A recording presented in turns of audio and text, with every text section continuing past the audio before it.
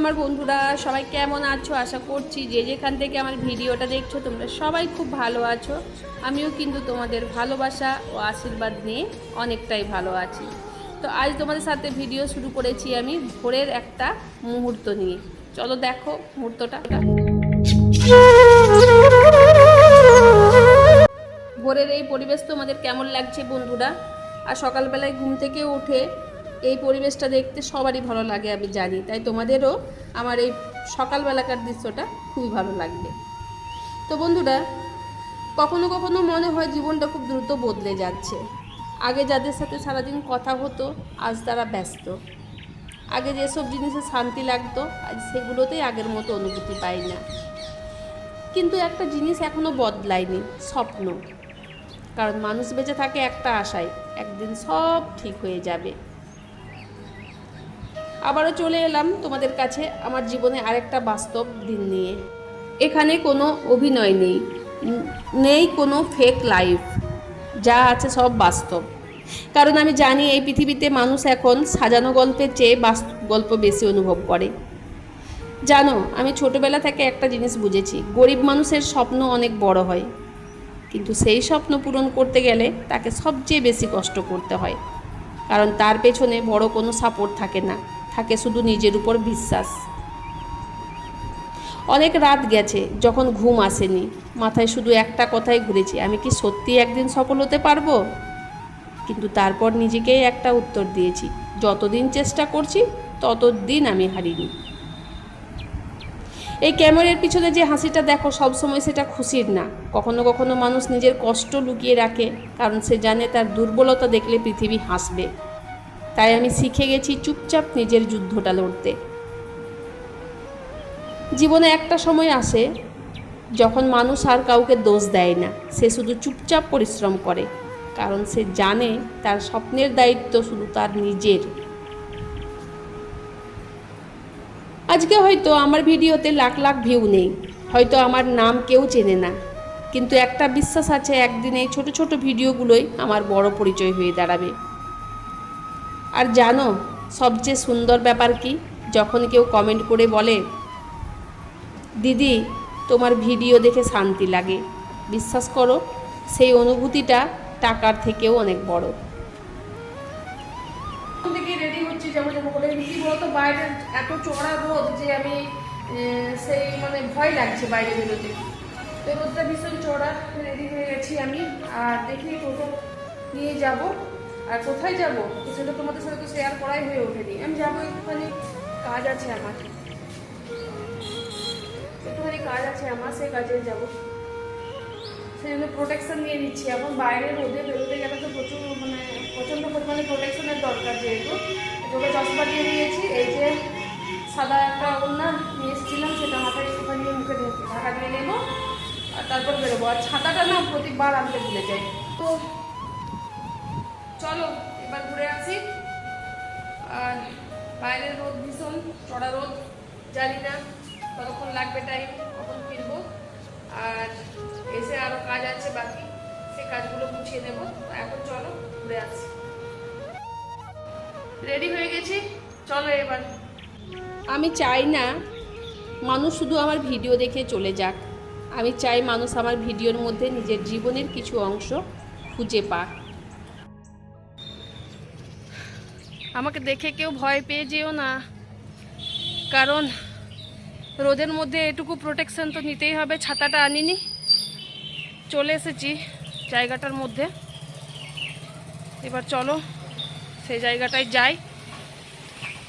কারণ আমরা ভেতরে ভেতরে একই যুদ্ধ লড়ছি, কেউ টাকার জন্য, কেউ পরিবারের জন্য, কেউ নিজের স্বপ্নের জন্য। একটা কথা সব সময় মনে রাখো বন্ধুরা, তোমরা বর্তমান অবস্থা দেখে কখনো নিজের ভবিষ্যৎ বিচার করো না, কারণ সময় বদলাতে বেশি সময় লাগে না। আর যে মানুষটা একা হাঁটছে, কাল হয়তো সেই মানুষটার পিছনে হাজার মানুষ হাঁটবে। আমি জানি এই রাস্তা সহজ না, মানুষ হাসবে, সমালোচনা করবে, ছোট করে দেখবে, কিন্তু সমস্যা কি জানো? মানুষ তখনই সমালোচনা করে যখন তুমি কিছু করার চেষ্টা করো। তাই এখন আর কারো কথাই থেমে যায় না, কারণ আমি জানি যেদিন সফল হব সেদিন এই কষ্টের রাতগুলোই সবচেয়ে সুন্দর স্মৃতি হয়ে থাকবে। বন্ধুরা, জীবনে যদি কখনো খারাপ সময় আসে তাহলে একটা জিনিস মনে রেখো, সূর্য ডোবার মানে এই না যে পৃথিবী অন্ধকার হয়ে গেছে, কারণ কিছু সময় পর আবার সকাল হয়।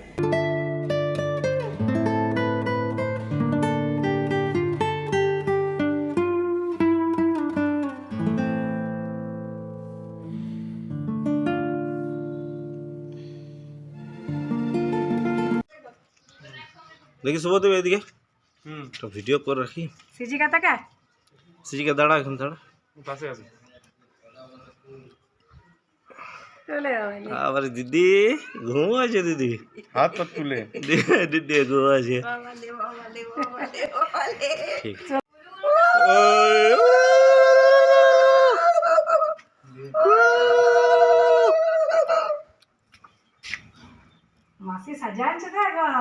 বাড়িতে নতুন অতিথি এসেছে, তোমরা তো সেটা দেখলে কীভাবে তাকে প্রবেশ করানো হলো, কীভাবে তার গৃহপ্রবেশ হলো। এই যে আমাদের ছোট্ট মতো কিউট মতো আমার নাতনি, আমি দিদুন হয়ে গেলাম আবার।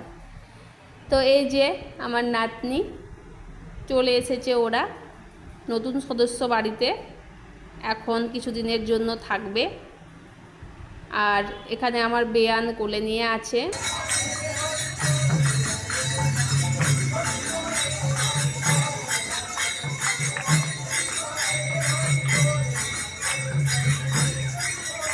সন্ধেবেলায় দেখো রান্নাঘরে ঢুকে গেছি, আমার যেটা কাজ সেই নিয়েই ব্যস্ত হয়ে পড়েছি। আর সেদিনকে যে রান্নাঘরটা পরিষ্কার করেছিলাম, তো এত আমি মানে কি বলবো, স্কচ ব্রাইট দিয়ে ঘষেছি রাবারটা দিয়ে, তো একদম সাদা চকচক করছে, রং টং সব উঠিয়ে ফেলেছি আমি।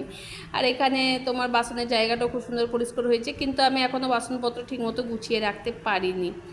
তো টাইম মানে নিয়ে কাজ করতে হয় আমাকে, আর সন্ধ্যের দিকে এসে তো আর শরীরটা ঠিক থাকে না, তাই ঠিকমতো কাজও করতে পারি না। তবে কিছু চেষ্টা করি তোমাদের সাথে ভিডিও দেওয়ার জন্য। আর এখানে দেখো আমি চা করে নিচ্ছি, কারণ সন্ধ্যের সময় এসে আমি তো আর চা খাই না, তারপর এত গরম পড়েছে, চা খাবে তোমাদের দাদাভাই, কর্তামশাই অনেকক্ষণ থেকে চা করছে, তো সেই জন্য চাটা ওর জন্যই করে দিচ্ছি। চা করলাম বন্ধুরা, চা করে চলে এসেছি একদম উপরে এসে পড়ে ছেলের জামাগুলো রাখা হয়নি, আর আমার একটা শাড়ি ছিল, শাড়িটাও রাখা হয়নি। এই যে শাড়িটা আমার, ছেলের কতগুলো জামা ছিল, জামাগুলোও রাখা হয়নি, তো এখন আমি রেখে দেব সেগুলো। সকাল থেকে এতটা পরিমাণে পরিশ্রম হলো যে শরীরটা একদম আর ভালো লাগছে না, তাই শুয়েছিলাম। আর গলাটা প্রচণ্ড, এই জায়গাটা ঠান্ডা লেগেছে মনে হয়, এই জায়গাটা প্রচণ্ড ব্যথা করছে, কি জানি এই যে এই জায়গাটা মানে কিছু গিলতে গেলে ব্যথাটা বেশি করছে, ভুলেছি।